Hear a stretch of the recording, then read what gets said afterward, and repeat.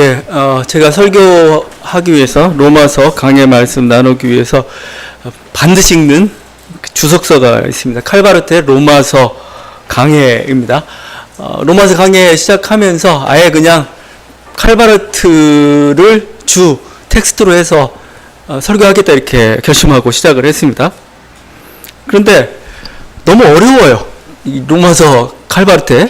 사람들이 로마서 지금 주석이고 강해인데 로마서보다 더 어렵다고 얘기를 해요. 이 주석서라는 게. 그래서 막 학을 뗄 정도, 아무리 읽어도 정신 바짝 차리지 않으면 힘들어요. 그래서 물어봐요. 하나님 말씀은 단순한데 왜 로마서는 이렇게 복잡하냐? 그랬더니 칼바르트가 했던 말이 있죠. 인생이 복잡해서 그렇다 이거예요. 말씀은 단순하지만 인간이 단순하지 않잖아요. 삶이라는 게. 그래서 그런지 지금 우리가 로마서 12장, 우리가 15장 쭉 우리가 윤리 부분 이렇게 그냥 편의상 부릅니다. 뭐 윤리에 대한 얘기를 나누고 있어요. 어떻게 살라 이런 얘기들입니다. 윤리는 단순하잖아요. 살면 되잖아요. 그런데 칼바르트 로마서 강해 이 부분에 타이틀이 있습니다. 제목이 있죠. 제목이 대혼란이에요. 대혼란. 아니 뭐 이러면서 이러면 왜 대혼란으로 이렇게 제목을 정했을까? 그냥 사랑하면 되는 거고 용서하라고 하면 용서하면 되는 거고 이렇게 간단한 건데 왜 이걸 대혼란이라고 이렇게 얘기하느냐 이거요? 사실 그 윤리라는 게 뻔하기 때문에 위험합니다. 실제적으로 너무 뻔해서 위험한 거예요. 모두가 인정하기 때문에 위험합니다. 그래서 그냥 그 문구 그 자체로만 이렇게 따지게 되면 갑자기 여기에 그 내막이 뭔지를 몰라요. 어떻게 보면 인간의 의가 들어갈 때가 있습니다. 그냥 인간의 의가 아주 그냥 하나님 말씀이라는 의미 어떤 그것으로 해가지고 미화될 때가 있어요. 모두가 인정하기 때문에 그렇죠. 그 안에 탐욕이 감추어져 있고 또 교만이 또아리를 틀고 있고 간과될 여러 가지 우리가 이렇게 어떤 우리의 무지들 우리 욕심들이 섞여 있을 가능성이 굉장히 높다는 겁니다. 지금 바르트가 공격하고 있는 사람은 누구냐면은 악한 자들이 아닙니다. 도덕적으로 의롭다고 하는 사람들, 도덕적으로 경건하다고 하는 사람들, 사회적으로 혁명가들, 개혁가들에 대해서 너희는 아니다라고 지금 외치고 있는 겁니다. 그렇잖아요. 슬로건이 성경적이고 슬로건이 멋있잖아요. 그게 하나님의 뜻이야. 나는 하나님의 뜻을 따르고 있는 사람이라고 이렇게 착각하기가 쉽다 이겁니다. 그들에 대해서 아니오라고 얘기하는 겁니다. 21절에 그 선으로 악을 이기라는 말씀에서 바르트는 다음과 같이 주석하고 있습니다. 혁명적 거인주의는 혁명가를 얘기합니다. 그것이 진리에 대단히 가깝게 접근하고 있고 바로 그러한 이유에서 보수적 인간보다 더욱 위험하고 교활하다. 보수적 인간은 우리에게 작은 위험이지만 적색 동지는 큰 위험이다. 우리는 하나님의 명예를 위하여 혁명적 인간이 타도되는 것을 갈망한다. 말이 조금 그런 것 같은데 당시 사회를 개혁하겠다고 나온 종교 사회주의자들이 있습니다. 기독교 정신을 깎아서 사회적 개혁을 해보겠다고 나온 그들을 비판하고 있습니다. 그러면 이걸 통해서 그들의 행동하지 말라. 여기에 초점이 있는 게 아닙니다. 교만하지 말라는 겁니다. 자신이 옳다고 하는 그 착각에 빠지지 말라는 거예요. 늘 반성하고 분별해야 된다는 겁니다. 우리 민족을 사랑해. 우리 민족을 어떻게 보면 이 어려움부터 우리를 구원해줘. 얼마나 좋아요. 그런데 그게 어느 순간에 민족주의로 나중에는 히틀러의 나치즘으로 바뀌어버리고 말았어요. 이게 옳은 것 같은데 나중에 보내야 되면 변질돼 가고 있어요. 자기의 이념이나 그 원칙을 절도화해서는 안 됩니다. 그건 항상 반성해 봐야 될 거고 이게 옳다고 하는 순간 우리는 다시 이게 진짜 옳은가를 계속 물어봐야 됩니다. 자칭 의인처럼 보이는 사람이 위험하고 개혁가가 진리로 왜곡하기 좀 쉽죠. 이런 거 있습니다. 보통 우리가 한참 하다 보면 중도 노선을 이렇게 항상 중도 노선이라고 보기보다는 자기는 난 누구나 다 비판한다는 거. 이쪽도 비판, 저쪽도 비판해가지고 나는 모든 것을 아주 그냥 비판적 시각에서 아주 중립적인 시각에서 본다. 이것처럼 안 좋은 아주 위선이 있을 그리고 또 어떻게 보면 정말 개혁전선에서 정말 개혁의 길을 방해하는 요소가 될 때가 있어요. 어느 때는 뭐요? 아주 더럽고 추악하니까 나는 에이 저 더러워. 나는 저들과 함께하게 하지 않겠어. 그런데 어떨 때는 그 추악한 것과 함께 해야 될 때가 하나님 뜻일 때가 있어요. 자기 원칙과 신념이 중요한 게 아니고 하나님 뜻이 중요한 거고 우리 하나님의 말씀 앞에 뭐 항상 자기를 반성해 봐야 됩니다. 반성. 분별해 봐야 됩니다. 그렇지 않고 행동하게 된다면 항상 뭐예요? 어리석은. 나중엔 하나님 빠지고 자기 이념만 남아있는 경우가 참 많기 때문에 그렇습니다. 물론 제가 이 얘기를 할 때는 그 당시 악으로 취급했던 극우주의자들, 폭력주의자들, 교권주의자들, 탐욕과 거짓에 취한 자들은 예외예요. 막 이렇게 서로 싸우고 있으니까 막 극우파들 좋아했겠죠. 근데 칼바르트가 그들을 작은 악이라고 얘기한 것은 보이기 때문에 그래요. 뻔히 보이기 때문에. 악한 건 아무도 선택하지 않아요. 근데 교묘히 마치 선인 것처럼 하고 악이 가장에 들어올 때 이게 참 위험한 거, 이게 참 힘든 겁니다. 이거에 대해서 지금 경계하기 때문에 지금 이게 큰 악이라고 지금 자꾸 얘기하고 있고 이게 정말 잘못하면 넘어간다 이거죠. 우리 자신도 항상 그래서 개혁 아니면 뭔가 사회에서 뭔가 올바른 길을 가려고 할 때 항상 우리가 더 조심하고 더 분별하고 항상 이렇게 나아가는 그 과정들 그게 사실은 필요한 거죠. 뭐 칼바르트의 이렇게 복잡한 돈 이면을 보았다지만 우리는 사실은 진짜 이 윤리라는 부분에서 대혼란이라는 말을 써붙여야 되는데 그게 뭐냐면 말씀 자체가 사실 우리를 혼란스럽게 만들어요. 정말 혼란스럽습니다. 왜? 감당하기 어렵기 때문에 그래요. 거기 있죠. 박해하는 자를 축복해라. 저주하지 말고 원수 갚지 말라. 오히려 그냥 먹을 거 다 갖다 줘라. 필요한 거 다 공급해줘라. 보복의 금지죠. 보복 금지. 그리고 우린 좀 더 나가면 이제 용서라는 거죠. 원수를 사랑하고 원수를 용서하라. 이렇게까지 나가는 겁니다. 사실 여러분 그 나그네를 뭐 대접해라 아니면 사랑을 행하라 이건 할 수 있어요. 하면 되니까요. 뭐 옥에 갇힌 자 찾아가고 뭐 굶주린 자 아니면 도와주고 뭔가 사랑을 나누고 기도해주고 이건 할 수 있어요. 자 그런데 보복 금지나 용서는 더 심각한 문제입니다. 이건 왜냐면 내 안에 미움이 있고 분노가 있어요. 나 화가 나 있어요. 나는 억울해 죽겠어요. 이것마저 참으라고 큰 어렵죠. 자기 마음을 다스린다는 것, 자기가 지금 막 이런 이 억울함을 참으라는 이것처럼 그냥 사랑하는 게 더 쉬워요. 그냥 용서하는 건 정말 어려운 그거죠. 근데 오늘 읽은 말씀 한번 보십시오. 곳곳에서 지금 14절부터 21절 지금 여러 계명들 나열하고 있는데 가장 많이 나열되고 있는 게 그겁니다. 보세요. 14절 너희는 박해한 자를 축복하고 저주하지 말라. 17절 아무에게도 악을 악으로 갚지 말고 모든 사람 앞에서 선한 일을 도모하라. 19절 너희가 친히 원수를 갚지 말고 하나님의 진노하심이 맡기라. 20절 내 원수가 줄이거든 먹이고 목마르거든 마시게 하라. 21절 악에게 지지 말고 선으로 악을 똑같아요. 계속 악은 뭐요? 나에게 악한 일을 한 거예요. 이 사람에 대해서 너 똑같이 그 악으로 저 사람 폭력으로 나를 때렸는데 너도 때려라. 산상수리 이 유명한 말씀 있죠. 악한 자를 대적하지 말라 하면서 예수님 말씀하셨죠. 누구든 내 오른편 뺨을 치거든 왼편도 돌려서라 이거죠. 주님 이렇게 말씀하시는데 마치 이 말씀과 상응하는 말씀입니다. 누가 내 오른편 뺨을 때렸어요. 그럼 난 분노가 일어나죠. 나 폭하겠어. 나도 저 사람 오른편 뺨 때릴 거야. 근데 그렇게 하지 말라는 얘기로 계속 되고 있다는 겁니다. 아마 기독교 신앙을 규정하는 뭐 사랑이라고 하죠. 기독교 가장 핵심지를 뭐냐? 우리 항상 사랑 얘기합니다. 그 사랑 중에서도 가장 핵심지는 사실 용서입니다. 용서. 원수 사랑이 가장 기독교의 특징 짓는 가장 대표적인 어떤 하나 윤리의 계명이고, 그렇죠. 근데 이 말씀을 실천하기는 쉽지 않았죠. 우리 초대교회도 지금 바울이 이렇게 얘기할 때 이 원수들, 이 악인들은 누굴까 이렇게 아마 여러분 머리에서 그려보면 아마 로마 제국일 겁니다. 로마 권력 당국자들, 군인들, 사법, 모두 정치 권력자들이겠죠. 그들이 왜냐하면 교회를 핍박하고 그랬고 네로 황제 같은 경우에는 로마 대화제의 주범을 기독교인들한테 이렇게 덮어 씌웠죠. 그래서 막 그들 죽이고 심지어 화형을 시키는데 뭐 영화 같은 데 보면 알겠지만 마치 가로등불처럼 이렇게 막 길거리에다 놓고 그렇게 화형을 시켰던 그런 적도 있죠.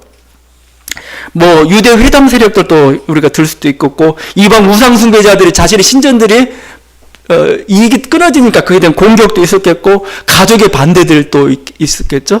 가족 우리는 다 신앙 통일해야 되는데 왜 니네만 너만 이렇게 하냐면서 막 이런 반대들도 있겠죠.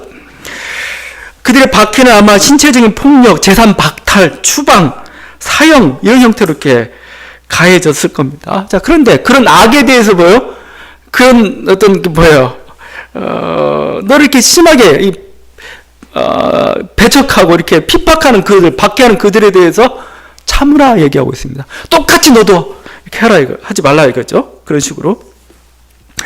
근데 이게 박해받던 시대에는 그럴 수 있다. 그냥 박해에 대해서 그냥 묵묵히 받자. 예수님도 그랬으니까 이렇게 할 수 있겠는데 이 말씀을 오늘날 우리들에게 적용해 본다면 참 쉬운 문제가 아니죠. 왜냐하면 이것은 이제 물론 박해받는 현대 신앙인들도 적용할 수 있겠죠. 우리 개인의 삶 속에서 이것은 사실은 용서의 문제로 바뀌기 때문에 그렇죠. 왜냐하면 우리를 박해는 아닐지라도 우리를 핍박하고 우리를 악으로 공격하는 그 세력에 대해서 나는 어떻게 대응할 거냐. 성경은 지금 용서를 자꾸 얘기하고 있으니까요. 여러분 누가 사기를 쳐서 여러분의 재산을 뺏어갔어요? 지금 아니면 어떻게 이상하게 보증서 가지고 내가 그냥 수억을 갚아야 돼요. 평생 동안 해야 될 그런 처지에 있다면 원망이 안 드냐 그 사람에 대해서 근데 그 사람은 잘못을 저는 인정도 안 하고 이랬다 보면 화나죠. 뭔가 이렇게 보복하고 싶고 이런 거 있죠. 말로 상처를 준 사람, 아니면 평생 폭력으로 자기 인생을 망가뜨린 사람들 있죠. 가정폭력부터 시작해서 여러 가지 모습으로 사회에 지금 나타나고 있지 않습니까? 또 사실 자기가 당한 건 참을 수가 있어요. 근데 만약에 자기 가족이나 가까운 사람, 사랑하는 사람이 해를 끼치는 그 사람을 내가 참을 수가 있느냐 이거죠. 내 자녀 중에 하나가 누구한테 해코지를 당해서 그럼 내가 참을 수가 있냐 이거요. 근데 그걸 금지하라고? 쉬운 문제가 아니죠. 90년대 강기훈 유서 대필 조작 사건이 하나 있었습니다. 강기훈 씨라고 이제 민주화운동 하던 사람이었습니다. 근데 그 친구가 분신을 했어요. 그러면서 유서를 쓰고 분신을 했습니다. 근데 검찰에서 그걸 어떻게 조작을 했냐면 강기훈 씨 그 사람이 자기 친구의 유서를 이렇게 대신 썼다는 거죠. 대신 써서 자살을 방조, 심지어 유도까지 했다. 이런 식으로 조작을 했습니다. 그래서 유서를 친필 감정인데 그 엉터리로 해가지고 결국은 검찰에 이렇게 했고 사법부도 그렇게 유죄 판결을 받았고 이 사람 평생 동안 싸우다가 결국 그게 조작이었으면 이제는 밝혀졌죠. 법원에서 완전히. 근데 그는 암에 걸리고 또 평생 동안 그 낙인을 입고 살았던 사람입니다. 그 사람이 그 검찰이나 그 사법부에 대해서 용서하라. 그게 쉬운 얘기냐 이거예요. 이쪽은 그거에 대해 별로 이렇게 그런 내색을 보이지 않고 있단 말이죠.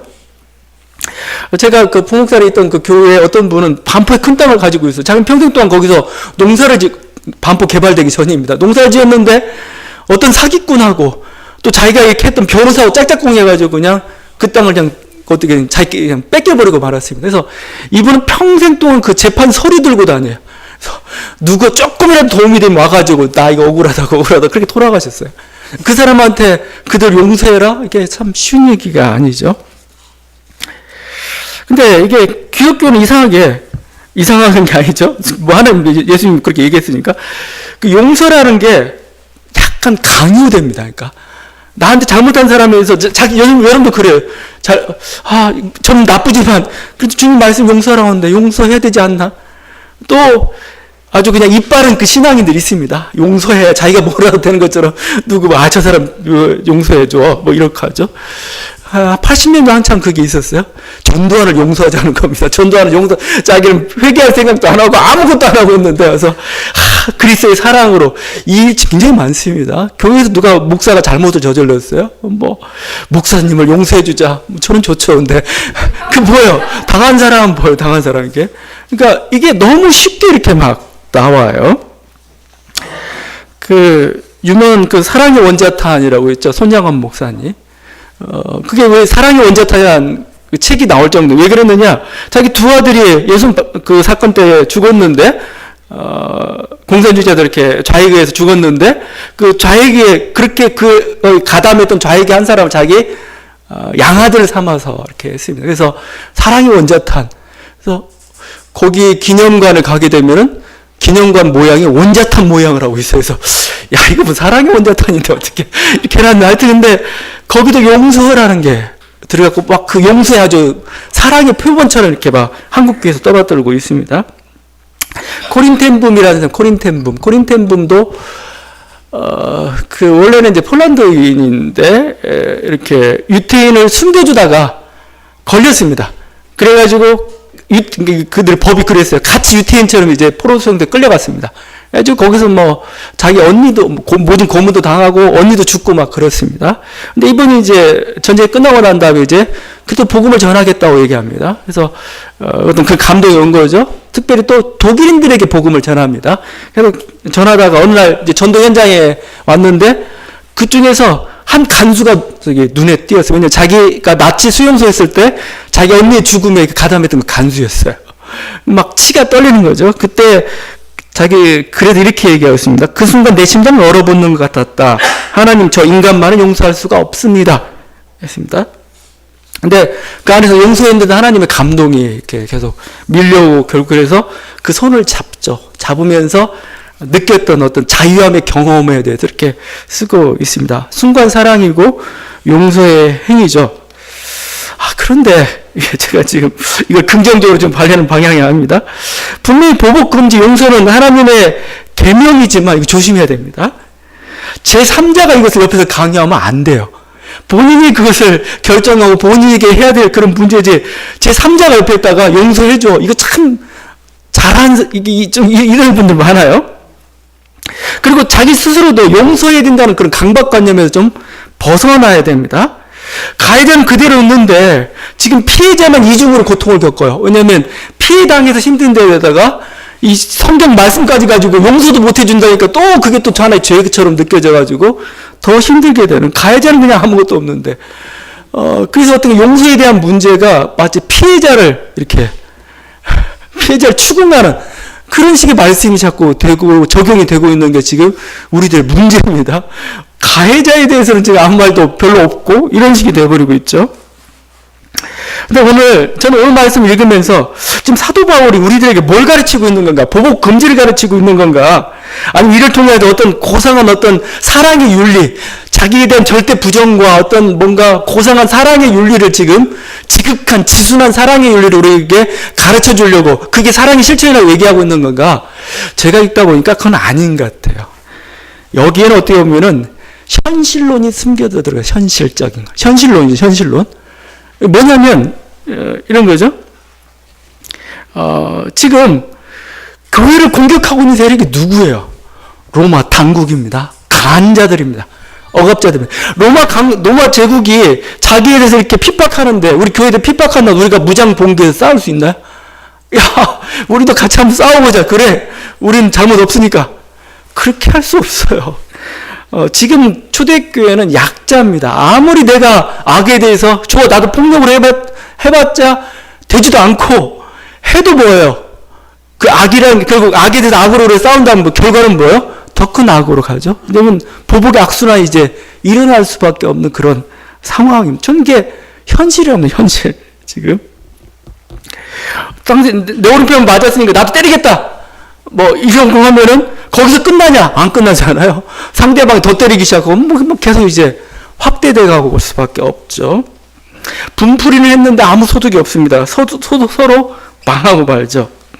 이게 현실론이라는 걸 제가 그냥 제 얘기가 아니고 오늘 말씀 19, 20절이 그걸 보여주고 있죠. 내 사랑하는 자가 너희가 친히 원수를 갚지 말고 하나님의 진노하심을 맡기라. 기록되었을 때 원수 갚는 내게 있으니 내가 갚으리라 하고 주께서 말씀하시니라. 내 원수가 줄이거든 먹이고 목마르든 마시게 하라. 그리하므로 너희가 숯불을 그 머리에 쌓아 놓으리라. 이게 좀 지구한 윤리가 아니에요. 원수 갚는 건 내가 갚을 테니까. 왜? 인간이 못 갚아요. 내가 갚을 힘이 없어요. 실제적으로. 그럼 뭐야? 그리고 네가 갚는다고 해봤자 결과도 네가 원하는 대로 안 돼요. 오히려 더 악한 방향으로 더 결과가 주어질 수 있습니다. 인간이 감당할 수 있는 게 아니니까 내가 갚겠다 이겁니다. 그러면 뭐죠? 원수가 줄이거든 먹이고 목마르는 마시 이게 사랑입니까? 사랑이 아니죠. 다음 이어진 게 뭐죠? 네가 숯불을 그 머리에 쌓는 것이다 이거죠. 계속 선한 행위를 해요. 내 나이 약하게 하지만 나는 계속 선한 행위를 하는데 뭐요? 이 선한 행위에 대해서 이 사람이 반응하거나 회개하거나 하지 않으면 뭐요? 숯불을 계속 쌓아놓는 겁니다. 그러다가 어느 순간에 숯불이 와르르 무너질 겁니다. 그 순간 그 엄청난 심판에 당하게 된다는 거죠. 여러분 사실 또 우리가 나에게 악을 행하는 자에게 내가 악으로 공격하는 순간 분풀이 낼 수가 있어요. 분풀이 낼 수가 있겠지만 뭐요? 그 원수를 자유롭게 만들어줍니다. 양심이 괴로워야 되는데 그게 아니고 아주 그냥 자유롭게 만들어줘요. 나 또한 정당성을 상실하고 말죠. 주먹에다 주먹으로 한다는 그 순간 나도 정당성을 잃어버리고 맙니다. 그 미국 대통령 부인이었던 그 미셸 오바마가 이런 멋진 말을 했었죠. 그들이 저급하게 갈 때 우리는 품위 있게 갑시다 이거예요. When they go low, we go high. 저는 바닥 막 이전 투구시에 온다면 나는 높은 데서 이렇게 하겠다 이거죠. 이것이 저는 어떻게 보면 선을 악으로 이기라는 겁니다. 선을 악으로. 이게 더 현실적이고 더 효과적이라는 겁니다. 효과죠. 그죠? 이게 지금 어떻게 보면은 선으로 악을 이기라, 뭐 이게 직권 사랑을 얘기하고 있는 게 아니고 사실 현실을 얘기해요. 네가 진짜 이 싸움에서 어떻게 우리가 승리할 수 있는 것인지. 또 너희가 그 어떤 가지고 있던 분노들 하나님이 안다 이겁니다. 하나님께서 갚겠다는 겁니다. 네 손 필요 없이 내가 갚겠다는 거예요. 그 요한계시록을 보게 되면 여러분, 요한계시록은 종말이라는 이야기를 하고 있지만 그 중간중간에 하늘에서 예배가 있습니다. 근데 하늘에서 예배가 있는데 그 아주 독특한 건 아니지만 하여튼 그 찬양과 기도들을 막 이렇게 장로들이 하고 그때 어떤 성도들이 하고 순교자들이 합니다. 근데 순교자들의 기도 중에 이런 게 있습니다. 요한계시록 6장 9절에 19절인데 내가 보니 하나님의 말씀과 그들의 가진 증거로 말미암아 죽임을 당한 영혼들이 제단 아래에서 큰 소리로 불러 이르되 거룩하고 참되신 대주제여 땅에 거하는 자들을 심판하여 우리 피를 갚아주지 아니하시기를 어느 때까지 하시리 하나이까. 성도들이 뭐예요? 순교자들이 뭐예요? 밑에서 막 기도하는데 뭐 우리 복수 언제 해줍니까? 우리 복수. 지금 우리가 억울하게 이렇게 순교는 사실은 억울한 죽음이죠. 억울하게 죽음 당했는데 언제 제 복수해 줍니까? 언제까지 이렇게 미루고 있습니까? 그죠? 하나님 그러면 이제 속히 하겠다. 그죠? 이게 순교자들의 사실은 기도죠. 여기에 사랑이 있어요? 모르겠지만 어떻게 보면 우리들이 가지고 있던 현실의 모습들이고 우리들이 하는 분노들을 그걸 알고 있고 우리 삶 속에서 물론 막 분노로 폭발해라 이런 건 아니지만 그래서 여러분 중세시대 여러분 유럽 같은 교회당 보게 되면 항상 이렇게 교회 재단이라는 게 있죠. 이번에 뭐 성탄절 미사한 이렇게 볼 때 보게 되면 그 교황이 이렇게 미사를 집전하는 그곳이 있습니다. 그곳이 어디냐? 베드로의 무덤 있는 그 자리 위입니다. 위. 대부분 다 중세 유럽에 있는 교회들은 재단인데 재단이 전부 그 밑바닥이 사실은 순교자 아니면 성인들의 죽음이 있는 그곳입니다. 결국 뭐예요? 그 순교자와 성인들이 있으니까 그 모범을 본받자 이렇게 할 수도 있겠지만 요한계시록으로 보게 되면 밑에서 올라오는 기도가 있어요. 우리의 억울한 죽음을 언제 이것을 신원해 주시겠습니까? 이 기도가 계속 올라오는 거죠. 굉장히 재단이라는 건 어떻게 보면 굉장히 살벌한 현장입니다. 지금 우리는 밑에는 없지만 뭐 실제적으로 뭐죠?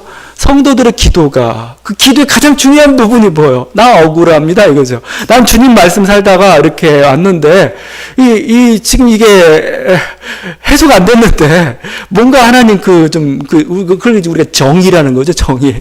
그걸 좀 이루어 주십시오. 이렇게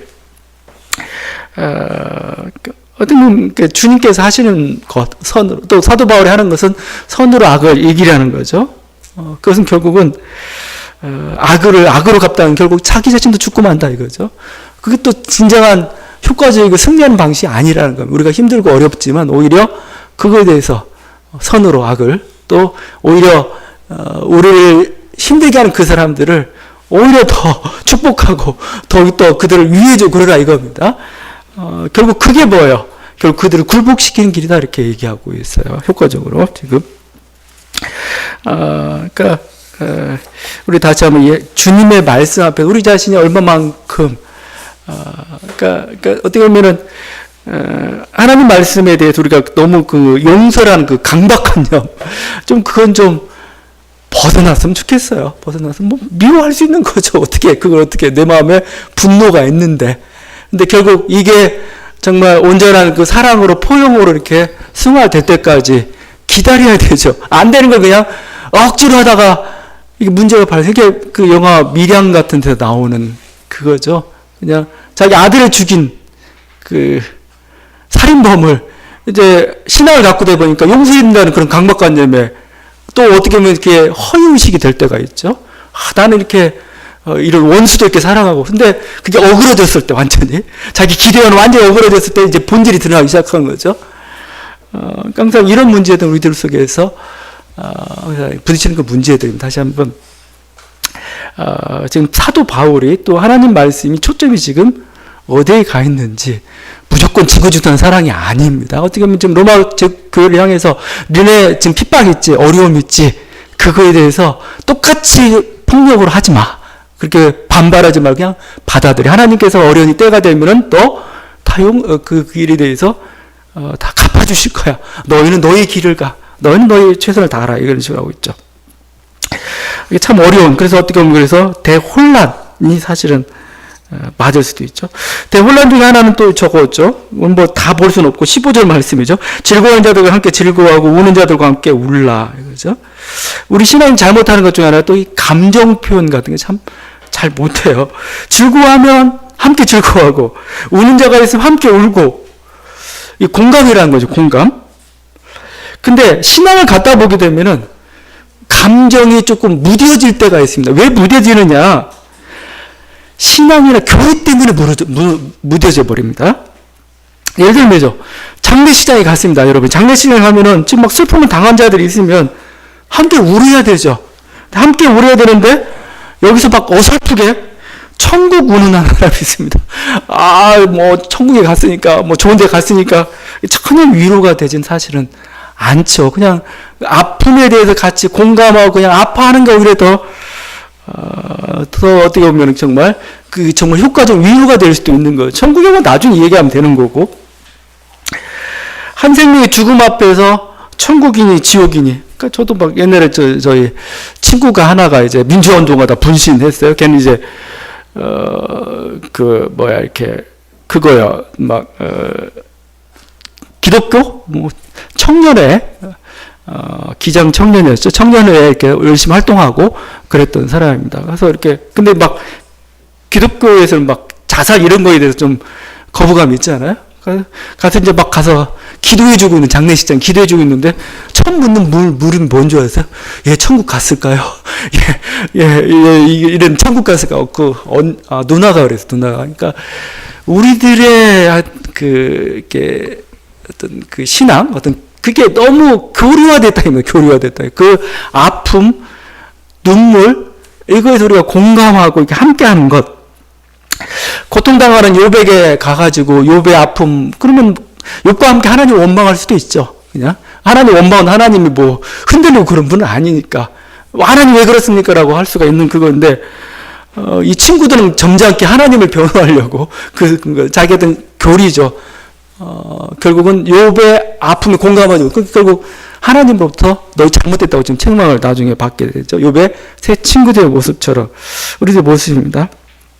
슬픔뿐만 아니고 웃는 것도 잘해야죠. 웃는 것도 함께 웃고 즐거워해야 되죠. 막 그 청교도들이나 수도사들은 막 검은 옷을 항상 입고 다녔죠. 뭔가 절제해야 돼요. 뭔가 이렇게 자기가 하여튼 절제하는 검소한 모습, 그런데다가 또 인간은 죄인이고 그 모든 걸 상징하고 있는 아주 검은 옷과 같은 그런 거죠. 근데 기독교가 그런 종교냐 이거예요. 함께 울 땐 울지만 슬퍼하고 금식할 땐 금식해야 되지만 즐거워할 땐 즐거워야 되죠. 예수님 말씀이죠. 우리가 너희를 향하여 피를 불어도 너희가 춤추지 않고 너희가 우리가 슬피 울어도 너희가 가슴을 치지 아니하였다. 그렇죠? 슬플 땐 같이 슬퍼하고 기쁠 땐 서로 기뻐야 되는데 항상 이런 날카로운 눈을 가지고 이렇게 평가하는 사람들, 바리새인들이었죠. 쟤들이 뭐 하고 있나? 쟤들이 왜 슬퍼하는지 분석하고 있고 왜 쟤들이 기뻐하는지 분석하고 있으면 안 되죠. 같이 즐거워해야 되죠. 여러분, 감정 표현에서는 우리는 어린아이와 같아야 됩니다. 어린아이와 같아. 니체가 인간의 세 가지 유형에 대해서 얘기했어요. 첫 번째가 낙타 유형입니다. 낙타 유형. 낙타는 그냥 열심히 해야 된다는 그 사명과 부담감 가지고 그냥 인내하며 살아가는 그런 유형입니다. 니체는 낙타 유형이 되지 말고 두 번째 사자 유형이 돼요. 사자 유형은 지 마음대로 자기 하고 싶은 대로 하는 겁니다. 막 주체적인 뭐 해가지고 뭐 좌충우돌하면서 이렇게 살아가는 겁니다. 근데 니체가 가장 건전하고 바람직한 모델형 인간을 생각했던 것은 어린아이 유형이었어요. 어린아이 유형 이렇게 얘기했어요. 어린아이는 천진난만이요 망각이며 새로운 시작 놀이 스스로의 힘으로 굴러가는 수레바퀴이고 최초의 운동이자 신선한 긍정이다. 너무 말이 어려운데 저는 중요한 게 천진난만 놀이입니다. 아이는 즐거움이 있어요. 아이들은 뭐야? 자기 감정 표현이 자연스럽고 천진난만. 그러니까 엄마가 울면 뭐야? 아이도 울어요. 자기가 우는 것처럼. 엄마가 웃으면 아이도 기뻐요. 막 웃어요. 이게 사실 공감인 거죠. 근데 우리도 못 웃고 못 울죠. 왜냐면 생각이 지나가. 저놈이 원수인데 내가 저놈과 같이 웃을 수 없지. 아니 뭐죠? 지금 이 상황은 내가 심각한데 뭐가 걸리는데 울으면 안 되지. 뭐 이런 거죠. 자연스러움을 잃어버리고. 예수 그리스도 안에 일어난 일이 뭡니까? 여러분 예수 그리스도 안에 일어난 일이 내 자아는 죽어버리고 새로운 자아로 태어나는 겁니다. 그것을 정과 욕심을 십자가에 못 박았다 이렇게 표현하고 있어요. 우리 정과 욕심을 십자가에 우리가 왜 웃지 못하고 왜 즐기지 못하고 왜 사람들의 아픔을 공감하지 못하고 사람을 제대로 보지 못하고 있는가? 정과 욕심 때문에 그렇다는 거죠. 정과 자기의 모든 생각과 자기의 모든 그동안의 경험과 그동안 모든 어떤 것들 때문에 보여. 이 사람이 사람으로 안 보여요. 사람이 사람으로 안 보이는 거죠. 그냥 경쟁 대상이에요. 밟고 가야 될 대상이기도 하고 자기 이용 대상이기도. 이게 정과 욕심. 근데 예수 그리스도 안에 일어난 일은 뭐 이게 다 못 박았다. 이거. 나는 새로운 사람으로 태어났다. 여러분 제가 초대교회 세례 같은 데 보게 되는데 세례 교육할 때 전에도 제가 얘기했지만 엄청 오래 걸려요. 3년, 5년 완전히 그 사람 행실이 바뀌어야 자기 그 말씀 어긋나면 직업까지도 바꿔야 세례를 줘요. 세례를 부활절 전날, 그러니까 부활절 전날에 부활절 거의 12시 자정 철야에 세례를 줍니다. 초대교회 세례 모습을 보게 되면은. 근데 세례 받을 때 옷을 다 벗어요. 남자가 옷을 다 벗고 그냥 세례를 받습니다. 그 다음에 세례를 받고 나는 순간은 새 옷을 아주 하얀 옷을 입혀줍니다. 무엇을 상징하느냐? 과거는 죽었다는 거예요. 완전히 죽고 너는 새로운 존재로 태어났다 이거죠. 이게 예수 그리스도 안에서 일어난 그 모습입니다. 새로운 존재가 뭡니까? 새로운 아담으로 태어나는 거죠. 원래 우리가 가지고 있던 그 순수함들을 회복하는 거죠. 다른 사람 바라볼 때도 뭐죠? 그냥 그게 아니고 정말 그 사람 그대로를 바라볼 수 있는 그 모습. 그래서 어린아이처럼 뭐죠? 상대방이 기쁘면 나도 기쁘고 상대방이 슬프면 나도 슬픔. 이런 모습이죠. 이게 바로 신앙이 그리스도 안에서 일어나는 그 놀라운 일들입니다. 이게 사실은 우리들의 주어지는 자유함이고 우리들이 신앙이 깊어지고 나이가 먹어서 굉장히 완고해지고 딱딱해지고 이게 감정 표현도 둔해지고 오히려 그냥 신문관처럼 이렇게 되는 게 아니고 오히려 어린아이같이 천진난만해지고 순수해지고 오히려 또 항상 호기심이 눈이 있고 함께 감정 표현도 좀 잘할 수 있는 그런 그게 어떻게 보면 그리스도 안에 새로운 인간이라고 말씀하고 있습니다. 이런 은혜가 있는 저와 여러분들에게 간절히 바랍니다. 기도하시겠습니다.